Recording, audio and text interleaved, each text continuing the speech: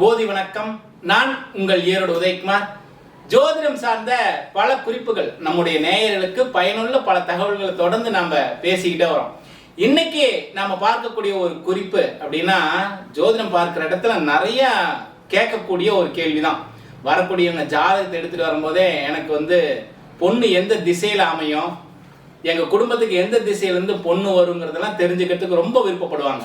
சரி, இதுக்கு ஜோதிடத்துல சில குறிப்புகள் இருக்கு. அத ஒரு சின்ன குறிப்பா பேசுவோமே. லக்னத்திற்கு 7ஆம் வீட்டுக்குரிய கிரகம் சூரியன் வச்சுக்கோங்க. சூரியன் அப்படின்னா அவங்க கிழக்கு திசையிலிருந்து வரக்கூடிய பொண்ணா இருக்குமா. இதே லக்னத்துக்கு 7ஆம் வீட்டுக்குரிய கிரகம் சந்திரனாக இருந்தா வாயு மூலையிலிருந்து வரக்கூடிய பொன் அவங்களுக்கு மணமகளா அமையும். இதே லக்னத்திற்கு 7ஆம் வீட்டுக்குரிய கிரகம் குருன்னா ஈசானியத்திலிருந்து வரக்கூடிய பெண் மணமகளாக அமையும். இப்படி பல குறிப்புகள் இருக்கு. ஜோதிடம் சார்ந்த குறிப்புகள் நிறைய இருக்கு. இன்னும் தொடர்ந்து பல குறிப்புகள் பேசுவோம். அதே போல இந்த குறிப்புகள் எல்லாம் பொதுவான ஒரு குறிப்புகள் தான். ஜாதகத்தை ஆய்வு செய்துட்டு முடிவு செய்ய வேண்டியது ரொம்ப அவசியம்.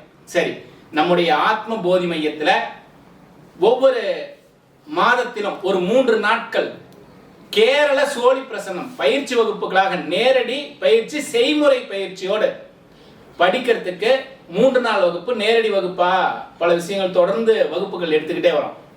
ஆண் பெண் இருபாலரும் படிக்கலாம்.